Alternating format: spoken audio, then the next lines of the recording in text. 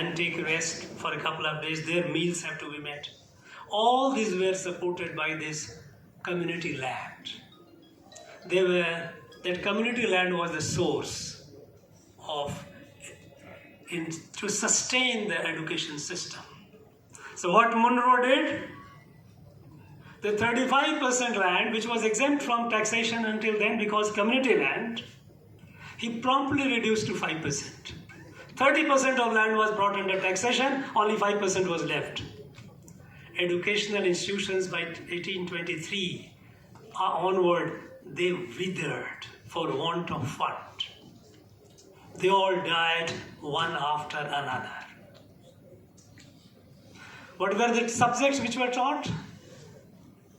Subjects taught were Vedas, other epics, Ramayana, Mahabharata, Bhagavatam, Ganitam, mathematics, astronomy, medicine, Vaidya, music, dance, comprehensive medium of teaching. In schools, native language.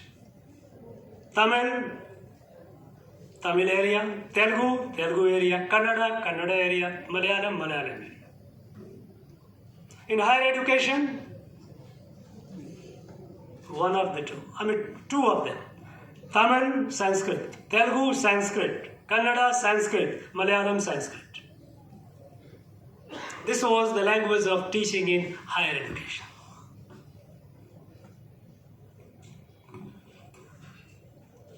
Systematically, all were destroyed, all were killed. And alternative system created by the British that came up. We all know that India Charter Act 1813 had mandated the British government to direct the company to evangelize India. And that is under that project, they started bringing what they called it SPG, Society for Promotion of Gospel. They came and they started massive conversion.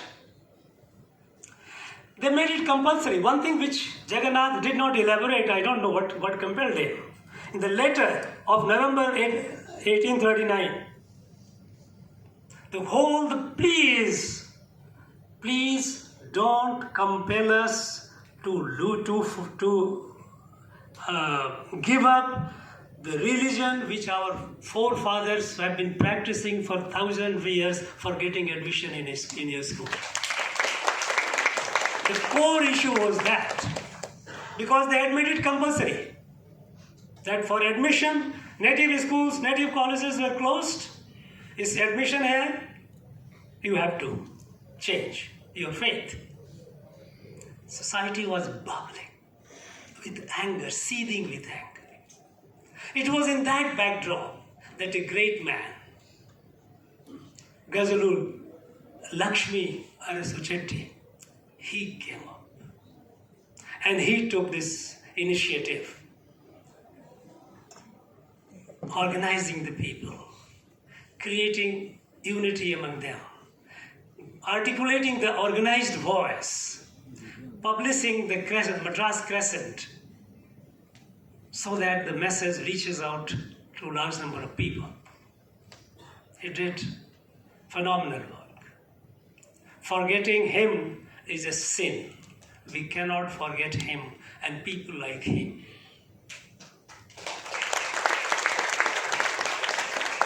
But friends, also, this entire 19th century is like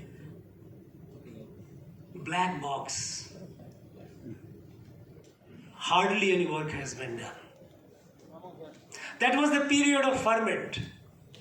When the British started all these atrocities, having taken the lands, heavy taxation, farmers were suffering acute distress, people were giving up their farming, migrating to places here and there. Schools were closed, educational institutions were closed. Conversion was at the peak, forced conversion. It was in that backdrop that society responded. How did they respond? A few illustrations. I am not an expert. I only got to a few cases, but I leave it to the people here to do to experts here, to students and scholars to do the research. It was in that backdrop that great people emerged, like Vallalar, Ayya Vaikuntha. All these people started the movement to save the society in their own way. They started also educational institutions, parallel education institutions. Vallalar started a number of education institutions where he made Tamil, Sanskrit and English 3 subjects. Today, of course, Sanskrit is banished from all the universities, all the state universities. There is hardly any Sanskrit. The department exists only on paper. This 19th century was the period of maximum suppression, maximum oppression. Another thing, which is completely unresearched, not talked about. Several hundred thousands of our people were forcibly taken from our land, largely from South Tamil Nadu, as slaves, as indentured laborers to work in British colony in Sri Lanka, Malaysia, Burma, Mauritius, Fiji, through inducement, intimidation, coercion, kidnapping. There was slave market. Something like this happened also in the northern part.